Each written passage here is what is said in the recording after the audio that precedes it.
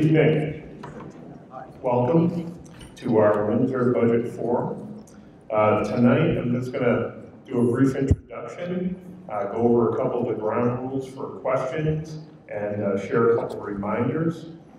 This is an informational meeting presented by the Windsor CT Votes and the League of Women Voters. Tonight we have our presenters, Dr. Craig Cook, Superintendent of Schools, and Mr. Peter Souza, our town manager.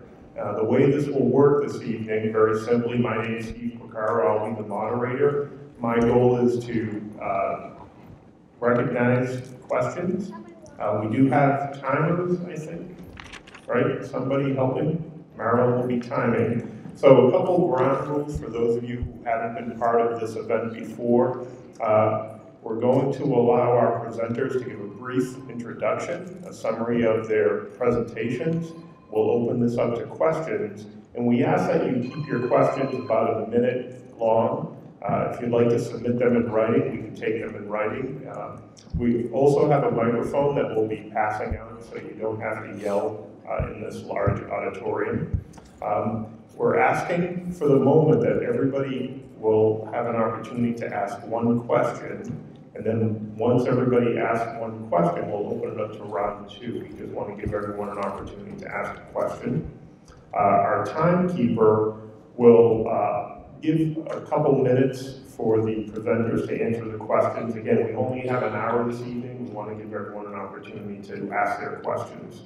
The one thing that we are asking is for professionalism, respect when people ask questions, and just to make sure that we keep everything open, fair, and easygoing. And that's my other job as moderator. We want to keep things going on an even keel. So the other thing is, again, I heard a cell phone. We want to make sure we can hear everyone's questions and answers. Please refrain from having conversations. Please turn down your cell phones, and other than that, we'll have a good evening. So with that being said, who would like to start? I think Dr. Cook is going to kick it off. Dr. Cook, take it away. All right. Well, thank you, and thank you for the opportunity. Thanks for coming out tonight. We'll just give you a brief background of the school budget, and then be able to answer any questions as Mr. Poquonock shared. All the information I'm sharing tonight is on these two sheets that we've provided. They're on the table over there, and then also much greater detail on our budget is available at the website, and also a place to ask questions too. So if you got home tonight and thought of a question you wanted to ask, or didn't get a chance to ask a question that you wanted to ask, it's available on our website, and we'll make sure we get back to you as soon as we can. In terms of the school budget, we're proposed a 2.67% increase. The Board of Ed approved that on a 9-0 vote, and I know the council has kept that intact in their budget proposal as well, that passed the town council on a 9-0 vote, and so we're pleased to receive that support and continue that forward. Just a little background on our increases over the years. We've really tried to hold the line. We've had a 0% increase in just 2 years ago, and our 5-year average is 1.73%. So we have been, below state average as we go through the last 5 years. The state average is over 2%, just at 2.06% for the last 5 years in school districts in Connecticut. So we've been conservative. We've made reductions. And I say this at a time when we are seeing an increase in students. And so currently we're at 3,300 students in our school district. That is above where we were this October and above where we were, October in 2016. October 1 is our official count, so that's the number of students we report to the state. And so on October 1 of this year, we were at 3,269 students. A year before, we were at 3,186 students. So we're seeing a steady increase, and it's a manageable increase. It is spread out throughout the grades in pre-K through up and even into grade 12. So it is pretty manageable. But I say that in terms of we're not seeing a decrease where we're able to make reductions. We are seeing a pretty manageable increase, except for in kindergarten. And so we have seen a pretty sizable increase in kindergarten, to the point where after the budget was set last year, we had to add 2 kindergarten teachers at this school here at Poquonock School. We saw almost 40 students beyond where we were expecting, and so we had 2 additional classrooms. It's pretty. It was a good problem to have. I got almost daily, if not weekly, updates or weekly, if not daily, updates from the principal in terms of students moving in and coming in. So that was pretty exciting, and we did some work with a demographer to find out that we expect that will return to a more normal level that we've seen, a more manageable level. But again, it was nice to see more students registering for Windsor Public Schools.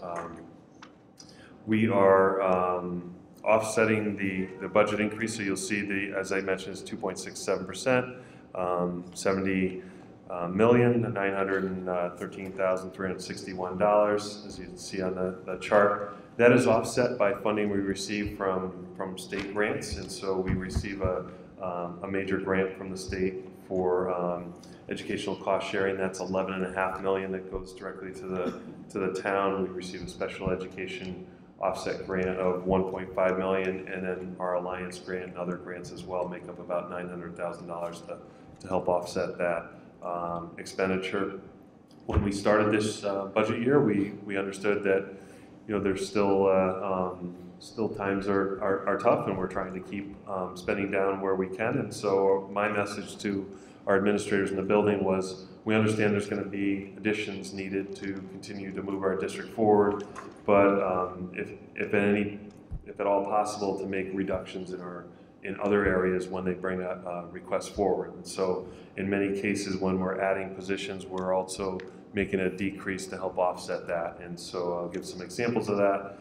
We are adding a reading and math teacher to Sage Park Middle School, and at the same time, we're decreasing 2 other positions to help with that addition. We're adding a technology technician person. This is somebody that works on computers throughout the district. As you can imagine, we have continually increased our technology in the district. All students 3 through 12 are assigned a Chromebook, and then even students that are younger grades have devices available to them. And so it's just grown quite a bit, and we are adding a technology person, but we're eliminating a paraprofessional who's worked mostly with technology to help offset that. We are adding a special ed teacher and a business teacher to Windsor High School.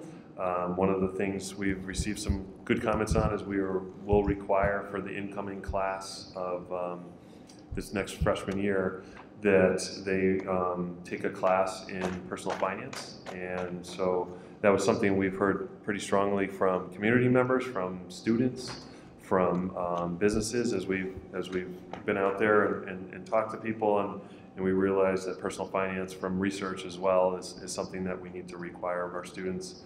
We had some growing special ed population as students moved through at the high school, so needed to add there. A speech language pathologist would be added to the elementary level. We were looking to add math tutors at the pre-K to 2 level, a behavioral analyst at the elementary level as well, and also we're looking to expand our summer school offerings. So 2 years ago, we had to eliminate summer school due to budget reductions. A year ago, we had a kind of off-site program where teachers did home visits or met families at the library to work with them on reading or math, depending on, or both, depending on where a student might identify a need, and we saw great success out of that summer school program. So we're looking to go from 40 students to 80 or more students this summer. We're also adding $50,000 into major maintenance. We have older buildings in Windsor, but very well maintained. And I know about 10 years ago, we had an account for major maintenance that was double where it is right now. And so we've reduced over the years in our major maintenance, and we're looking to add back funding for that on a kind of gradual basis. So $50,000 would help in that.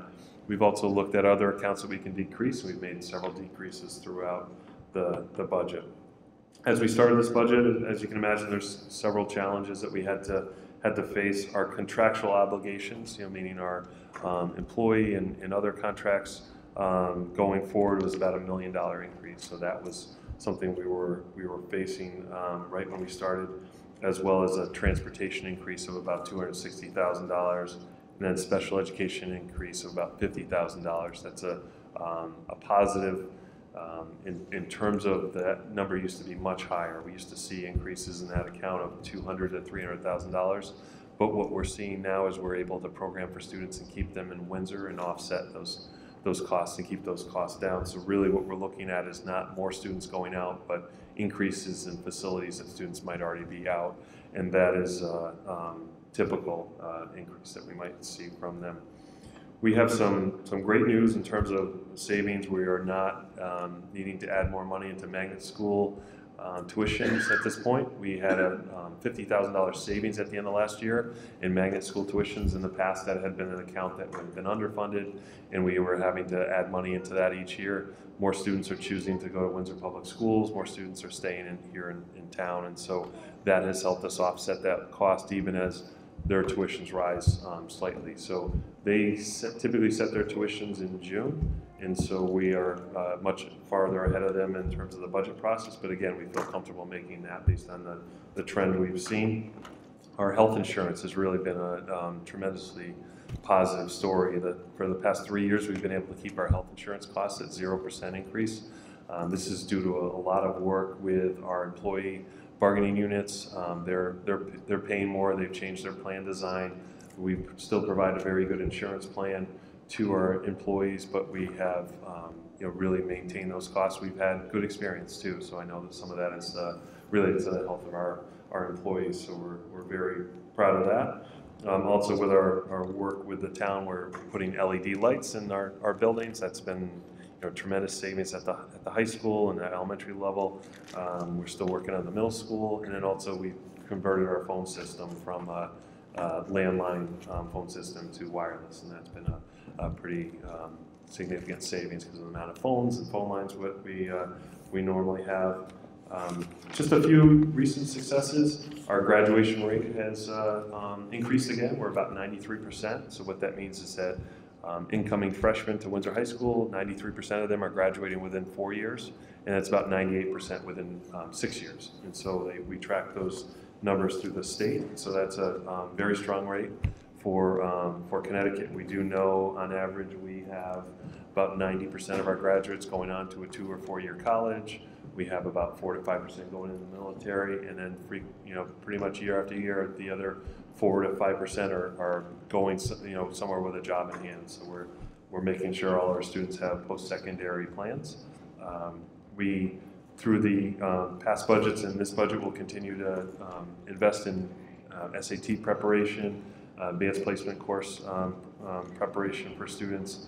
We just recently have worked on a manufacturing agreement with Goodwin College, where students at Windsor High School can earn credits that will then transfer over to Goodwin College for manufacturing. And so it's just a tremendous program. That is one of the biggest needs for jobs in Connecticut in the growing area is manufacturing. It's a very good job. Students are able to go out and under this program should be able to complete the Goodwin College program in 6 months or so and be able to enter a very high-paying job right away.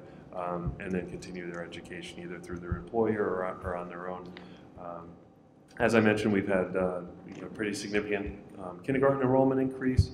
Our pre-K special ed has also increased recently, and so we added a teacher to that area last year.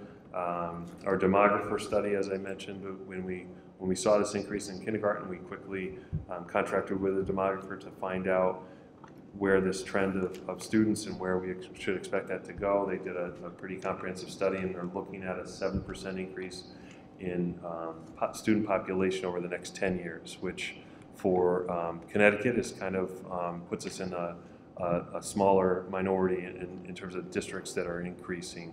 About 85% of districts in Connecticut see declining student enrollment, so we're one of the few that's seeing that increase. So that's a real positive, and 7% over 10 years is something, again, we should be able to manage with our current building allotment. We may need teachers, we may need more supports, but we're not a huge increase. And so, and then just today, U.S. News and World Report released a study on high schools, and Windsor High School was ranked in the top half in Connecticut and the top 25% nationally as a high school, and that's a pretty impressive place to be if you think about the high schools in Fairfield County and you know, the supports that they have and things like that. There's quite a few districts right there that you know, are really at a high echelon. They're in the tops in the country, but where we were was in a really pretty good place for us, and we were pleased that we were, you know, in that top half in Connecticut, and then nationally, you know, about 24%. So that was really good news to see just today. So that was my presentation. As I said, be able to answer any questions beyond that after. Great, thank you. Thank you. All right, so in the meantime, think of any questions you have for Dr. Cook, and then we're going to let Peter jump in. Thanks, Steve. First of all, Craig, I'd like to congratulate you and your team on the ranking at the high school. Oh, thank you. I didn't see that as part of the report, so congratulations. That's a great benchmark to reach. Good evening, folks. Thanks for coming out. I'm going to provide an overview of not only the town side of the budget, but general government side of the budget, but the overall impact the budget has in a couple of different ways, both in the type of services we're providing, and in some cases enhancing, as well as the budgetary tax impact when it comes down to all of our taxes. So, first I'd like to make a few points regarding the budget. The budget is really built upon a solid foundation that has been built and created over many decades of stewardship. Stewardship through our elected officials, through dedicated and committed town employees and community volunteers. And you heard me talk about the past, and I will talk about this evening, our built environment, our roads, our buildings, our structures, but more importantly than that, it's our community or civic infrastructure, and that's made up of all of you and all of your neighbors working together to make our community as strong as it is today. So our overall mission of the town is to provide public health, safety, and welfare for all of you and your neighbors, to provide safe, usable infrastructure in public spaces. In addition to providing public education opportunities for our youngest residents, but also our adult residents through our library services and adult education programs. And lastly, one of our core missions is to really facilitate quality of life opportunities in town. And that can mean a lot of different things to a lot of different people, how we provide their ability to enjoy their time here in Windsor to the fullest. So the solid foundation is, a few of those elements include a really strong and diverse local economy. Our tax base is really diverse. Craig spoke about the new partnership that they've developed with Goodwin College for manufacturing.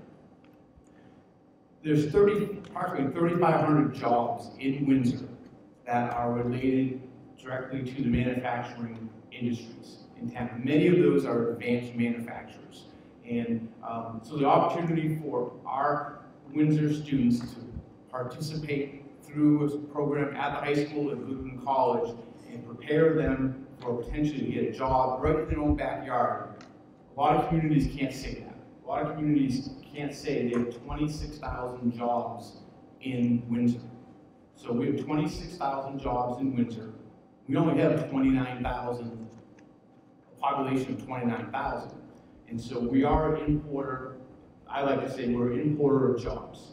And that's important because with jobs comes the multiplier effect of people spending money in our community, and also continues to make sure that our tax base is not purely residential tax base. We're not a bedroom community, we're a diverse community in many respects, including our economy. We have a AAA credit rating through Standard & Poor's. That's the best credit rating any municipality can get. And so we're very proud of that, and it's my job, along with a lot of my team members, is to make sure that we preserve that going forward into the future decades. We have strong, and I would suggest very appropriately funded general fund reserves, and that's our savings account, if you will. And that's a large part of our credit rating, our strength in our credit rating. And our pension plan is funded at approximately 84%, which is higher than the statewide average, and we've consistently met all of our required actuarial required contributions on an annual basis for our pension plan, and we've done that since it was established back in the 1960s. And all the elected town councils have continued that tradition over the decades.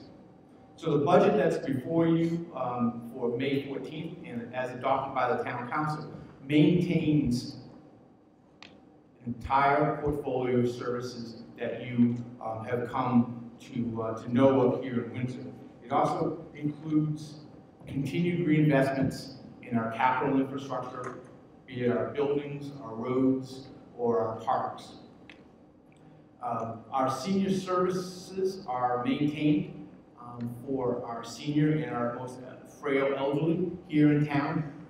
The budget adds a small amount of funding for Northwest Park habitat management work, and that's a recommendation that came out of a land management plan that was completed about 2 years ago for the park, and so it increases their budget slightly. We are adding a part-time community mental health clinician to work with our police officers to really provide to meet the demands rather in the area of mental health services in town. All of our first responders, particularly our police department and the volunteer ambulance, are facing increased calls related to folks that are in some type of either mental health crisis or perhaps on the edge of a crisis. And so we funded a part-time clinician through a federal grant for the last 2 years. That grant's expired, and based upon that experience we had there, the success and the feedback we've received from our officers as well as members of the community, the town council has included a funding for that part-time position to continue. And so that's an enhancement. We have, similar to what Dr. Cook had mentioned, we have reallocated dollars in a couple of different departments to convert part-time positions to full-time positions. This is actually restoring full-time positions that had been reduced about 10 years ago when we were going through a series of budget reductions. And what we found is that we had a fair amount of turnover in those part-time positions, and so the ability to provide efficient services in a couple of departments has been diminished because of that turnover. And we have a vacancy, and the ability to really provide quality services has been reduced. So we're converting part-time hours and some contractual services monies to restore those full-time positions. One is in the town clerk's office, and the second one is within our public works department in the facilities division. So some of the key expense drivers within the budget. You may have read or heard in the media, the state of Connecticut is proposing, the governor is proposing, similar to former Governor Malloy, that some of the costs for a state teachers retirement fund be transferred to the local municipalities. So for probably since the 1940s, 1950s, the state has had the responsibility of funding the pension plan for teachers at the local level, with the municipalities responsible for paying salary and any type of health insurance benefits coming out of the local budget. For a variety of reasons, the state of Connecticut has not properly funded and contributed funds to the pension plan, and that pension plan is at this time severely underfunded. Unlike the town's local plan, they are nowhere close to being 83% funded. So what they're asking as they try to negotiate through their budget challenges, they're asking the municipalities over the course of a 3-year period to cover 25% of the costs of the annual contribution to that fund. In Windsor's case, if that were to be to come true, 3 years from now, we would be looking at approximately a $600,000 contribution from the local budget. The town council has taken a calculated risk, and they've included $90,000 within the proposed budget, which would be, if you will, kind of a down payment on that first installment for if the state budget includes that expense transfer, if you will, to local municipalities. So that's a question mark that is to be answered sometime in the next 6 or 8 weeks, maybe 6 years, who knows. Some other cost drivers is the Metropolitan District Commission. We pay for sewer services through the what is called the ad valorem, or local property tax. And so as the Metropolitan District Commission, similar to the town of Windsor, needs to continue to make reinvestments in its aging infrastructure, their assessments and their costs are increasing for their debt service requirements. And so we're seeing almost a 6% increase in that assessment, which translates into approximately $240,000 increase year over year. We also have on our side, our pension contributions are increasing for our town defined benefit plan, as well as our police officers are in a statewide pension plan that also is seeing increased costs. So to meet our stewardship role of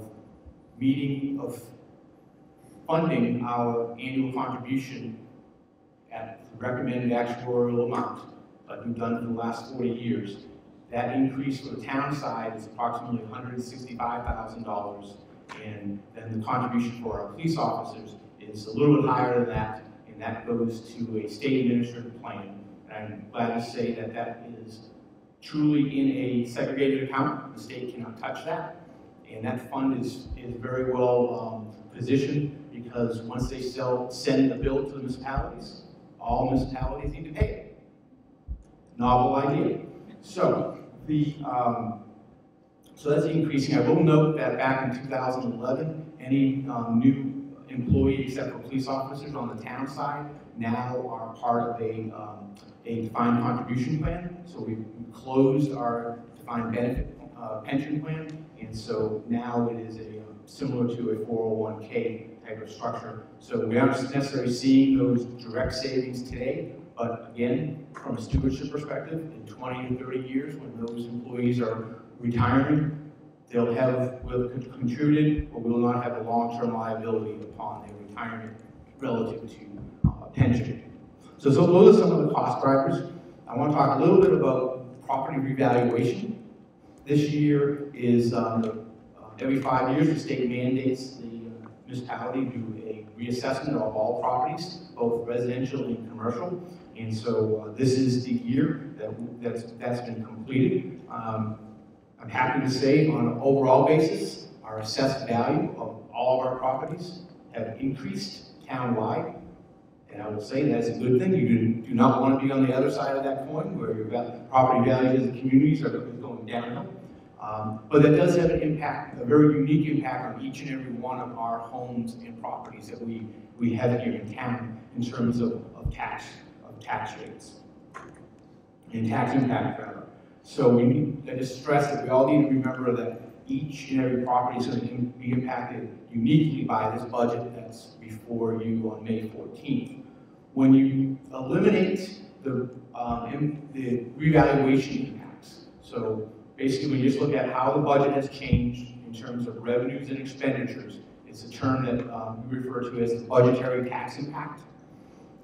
The budgetary tax impact for the proposed budget is 1.88%. And so we have, over the last 10 years, through town council adoption of budgets and the referendum process, we have been on average under 2% for the last 10 years in terms of the budgetary tax impact. So, but I do want to stress, and the town council clearly took into consideration the it's property revaluation year, and so they certainly was part of their deliberations as they reviewed the budget during the course of April. The state grant revenues As you know, the state budget is still in the process of being negotiated, but the proposals to date, both the Governor Lamont and the that have so far come out of the Appropriations Committee at the General Assembly, basically holds our state aid amounts level funded with this current year. So FY20 proposed revenues from the state are very similar to FY19 budget. So that's good news for us. And so we'll, again, unfortunately, the timing of the state budget process and the local budget process don't exactly line up very well. And so hopefully, as the state finalizes their budget in the course of the next 6 weeks or so, those numbers will hold true for Windsor. So as I mentioned, the tax impact is going to be unique to each and every home, but on a budgetary tax impact, it's about a 1.9% or 1.88% change year over year. So in closing, the budget does maintain the services that you folks have come to know. It does have some small enhancements, and it also continues the capital reinvestments in our buildings, our different parks, facilities, our roads, and our sidewalks, and to help meet us meet the mission that I mentioned in my opening remarks. So we'd be happy to answer questions from all of you this evening, and again, thank you very much for coming out. Thank you. All right, so this is the fun part of the evening. Well, I think for me.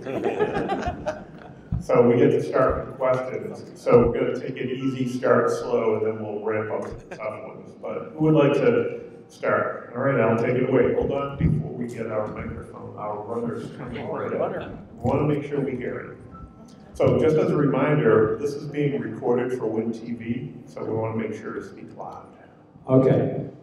Peter, just explain debt service and Great Pond, you know? So debt service is very similar and akin to your home mortgage. So our debt service is the principal and interest that the town makes for any monies that we have borrowed for capital projects, both on the school side as well as general government side.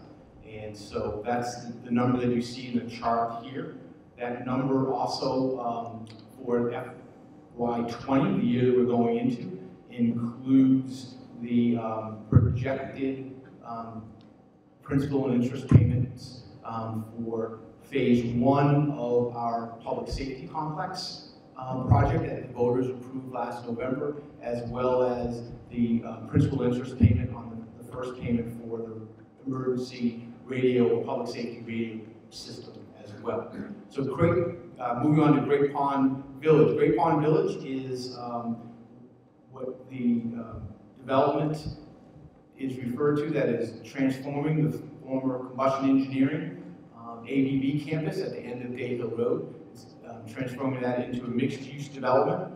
And so the town council several years ago entered into a revenue sharing agreement with the developers, where as revenues are generated through real estate taxes, the town maintains 50% of those revenues, which goes into our general fund revenues, and the remaining 50% goes back to the developer to pay for their debt service on public infrastructure that's constructed to serve the development at Great Pond. So any public roads, water lines, sewer lines, those costs are being in part borne by if you will, a rebate back to the developer for the taxes that they've paid us. And so that is, in a nutshell, the line item that you see there called Great Pond.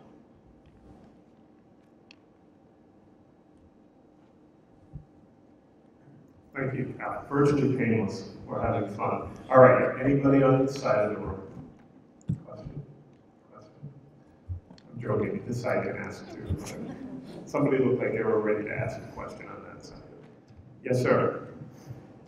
With the increase of truck traffic in town, with Amazon, whatever, has anyone considered reevaluating the base of roads to make it more stable, so they don't break apart, and in the long run, you'll save money. Yeah.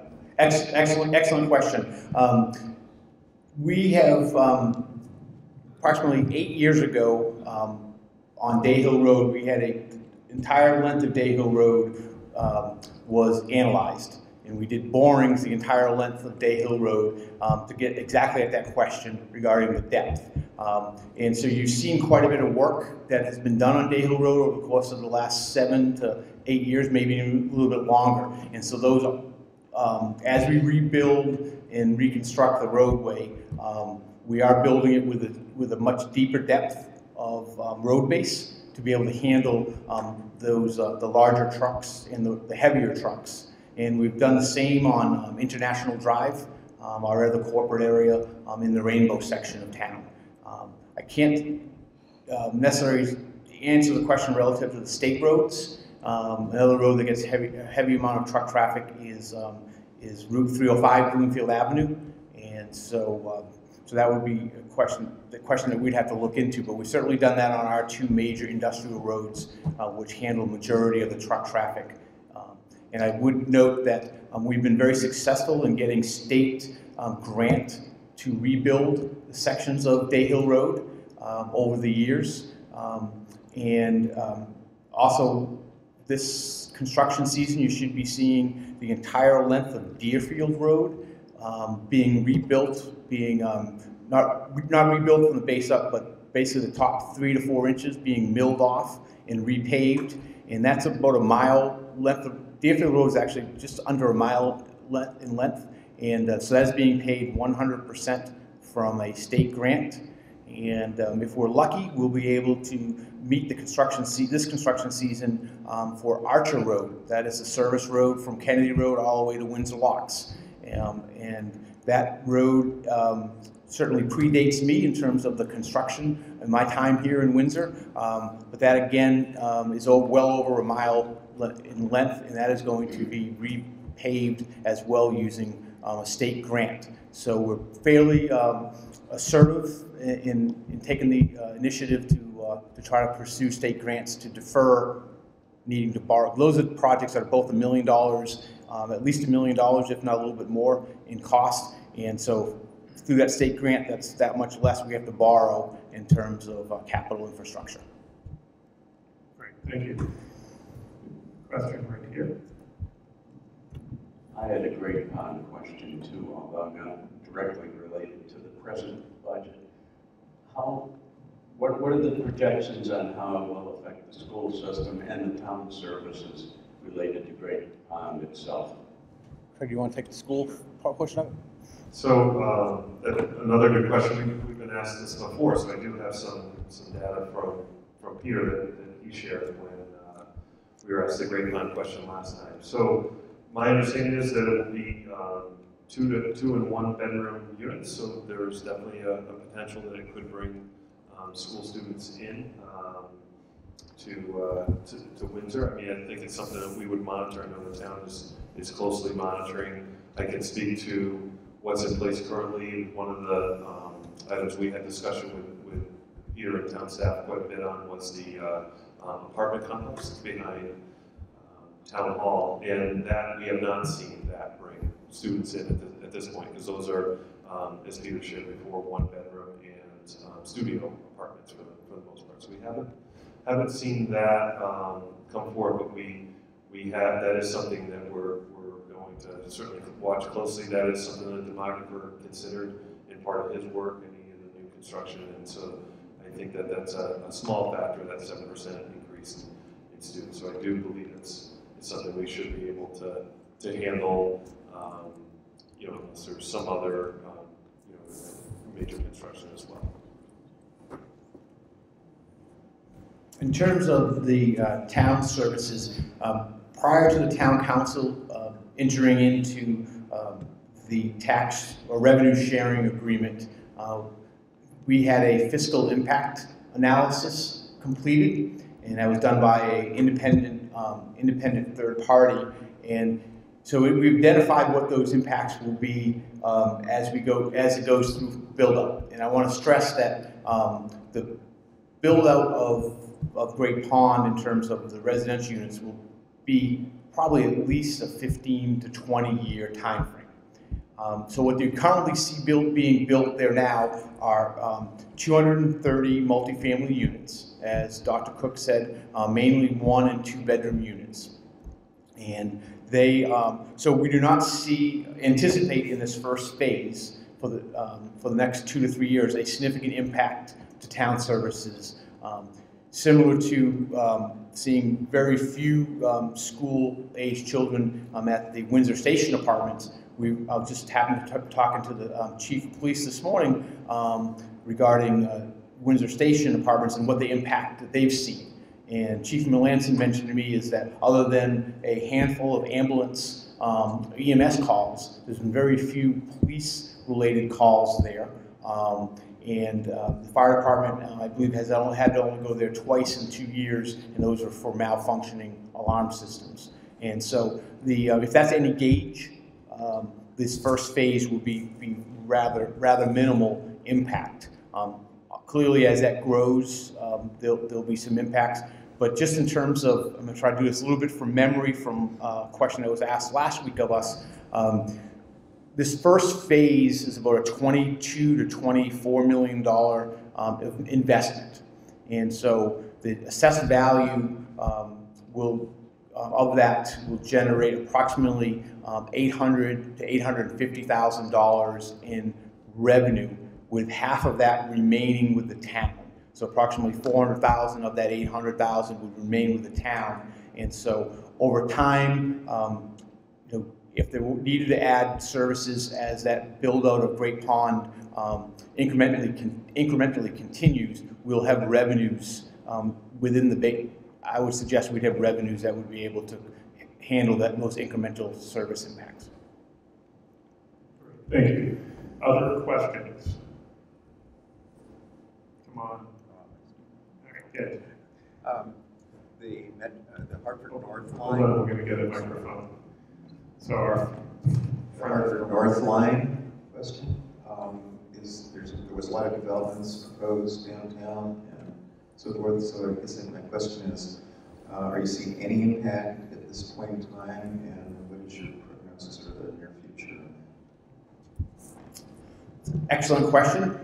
It's been a little bit hard to gauge the direct impact of the Hartford line at this point, in part because of that first year that it's been launched. They've had significant construction around at Central Street crossing, and so I think folks may be avoiding that, because of the disruption of the construction. We have anecdotally, I can say that there's folks that are living in town center that are using the train on a regular basis for a commuting perspective. I know folks are using it from a leisure perspective.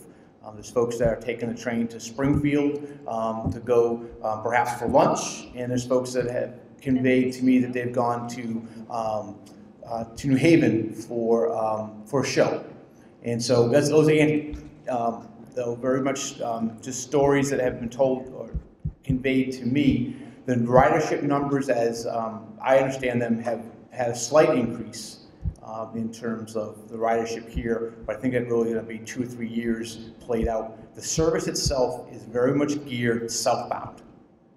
And we look at the schedule, it's a little bit disappointing.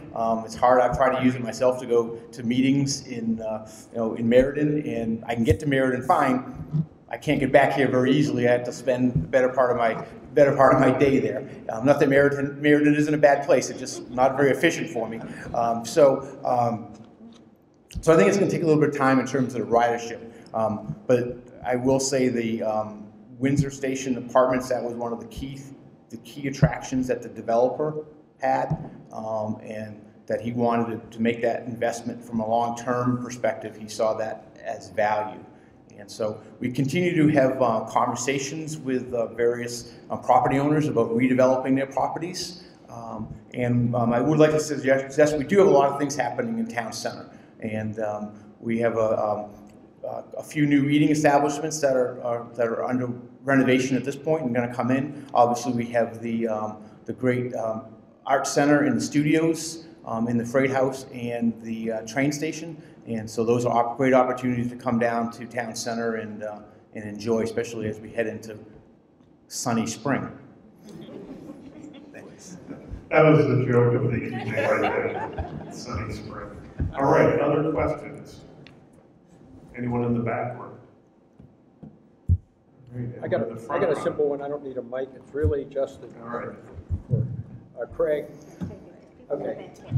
When you talk about AP performance percentage score, 53%, what does that mean?